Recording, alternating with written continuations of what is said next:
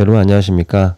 이번 시간에는 T1 웨이티드 이미지에서 왜 지방 신호가 밝게 나타나는지에 대해서 알아보는 시간을 갖도록 하겠습니다. 자, 이것은 결국 MR 릴렉세이션 중에서도 T1 릴렉세이션과 관련이 있는 것이죠. 즉 지방이 물보다 밝게 보인다는 것은 결국 회복이 빠른 스핀이 신호가 강하다는 거죠.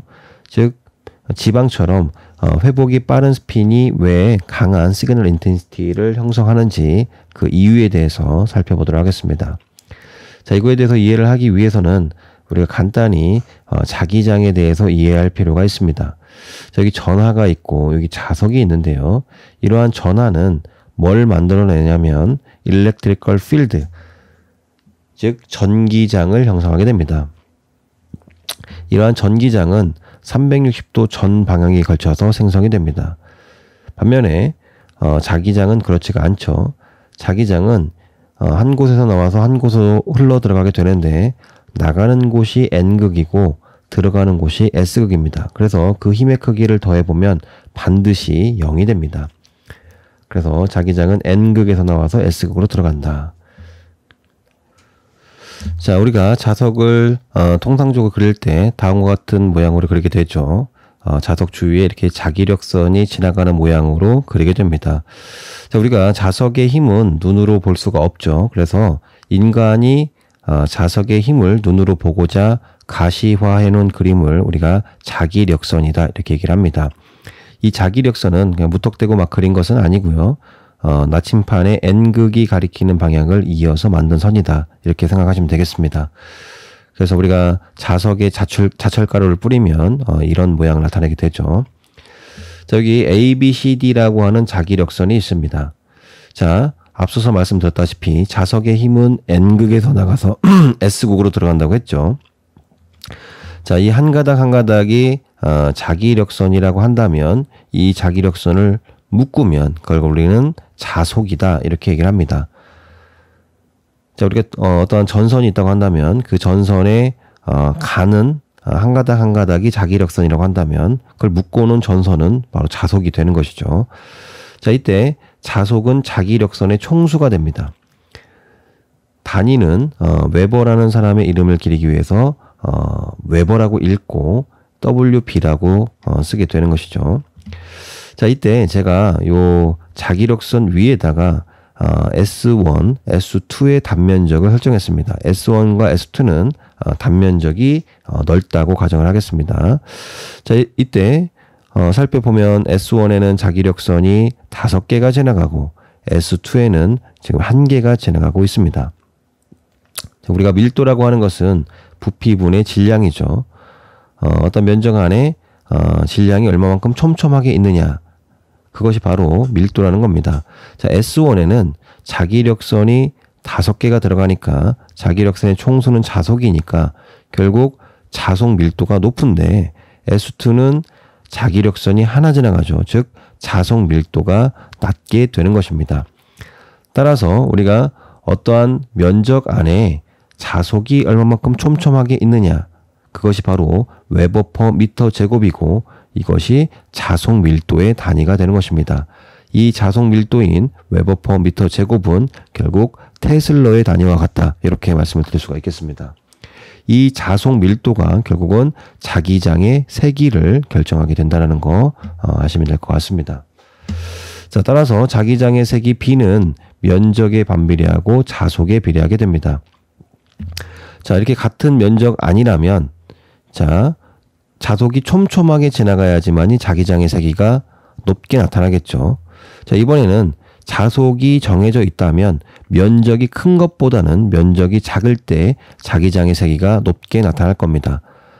쉽게 설명하면 우리가 한 평짜리 방에다가 모기향을 피게 되는데 모기향을 10개 필 때와 1개 필 때 둘이 비교를 해보면 모기향을 10개 필 때가 더 이펙트가 강하죠. 즉 모기향을 자속으로 본다면 같은 면적 안에서는 자속이 많을수록 이펙트가 강하다 이렇게 말씀을 드릴 수가 있겠습니다.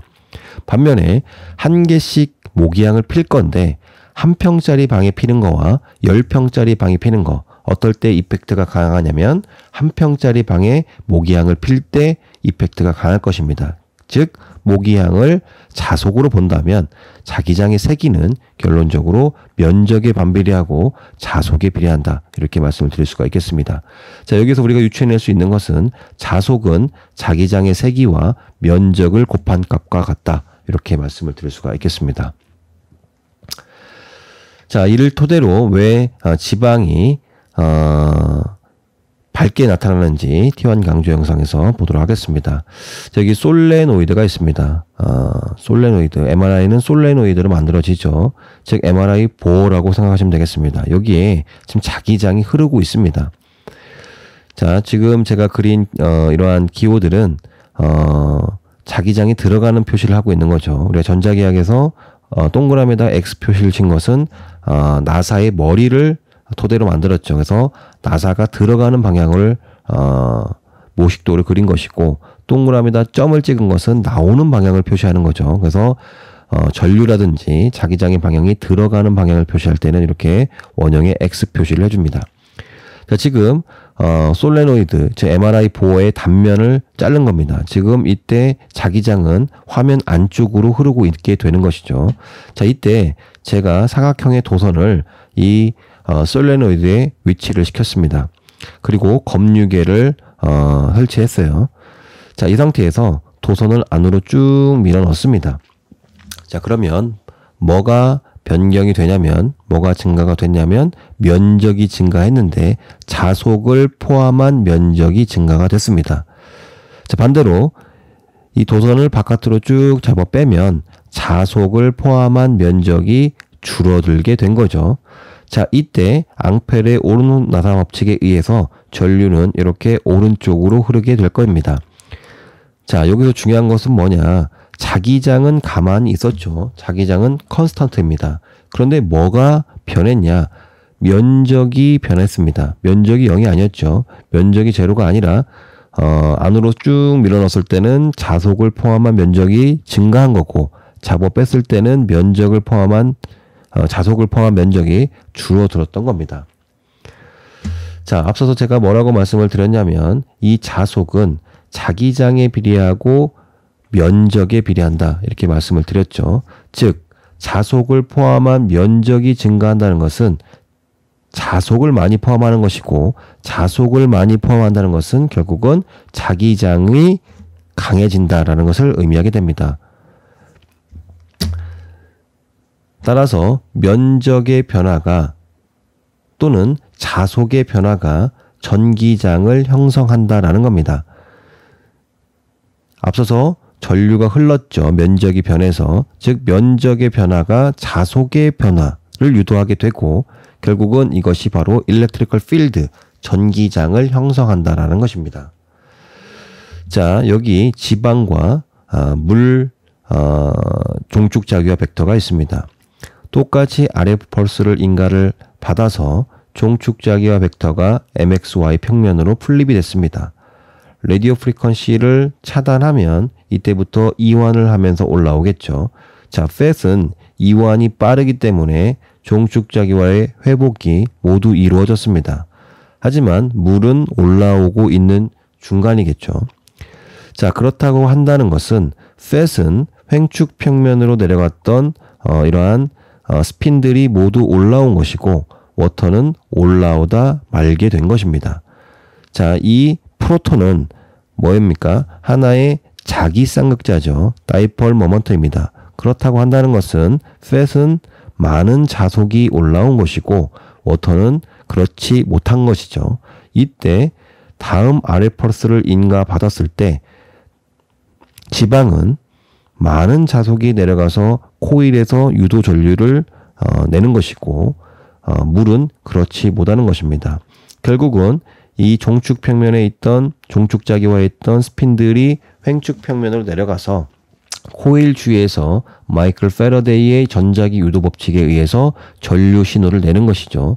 따라서 이완 시간이 짧다는 것은 많은 스핀들, 즉 많은 다이폴 모먼트 자속이 올라온 것이고, 다음 RF 펄스를 인가받았을 때 내려가서 신호를 낼 수 있는 이러한 다이폴 모먼트의 양이 많다. 따라서 유도 전류가 강하게 발생이 되는 것이고 T1 이완 시간이 빠른 지방이 T1 웨이티드 영상에서 밝게 보인다. 이렇게 말씀을 드릴 수가 있겠습니다. 자, 이번 시간에는 지방이 왜 T1 웨이티드 영상에서 밝게 보이는지에 대해서 간략히 알아봤습니다. 자, 끝까지 경청해 주셔서 대단히 감사합니다.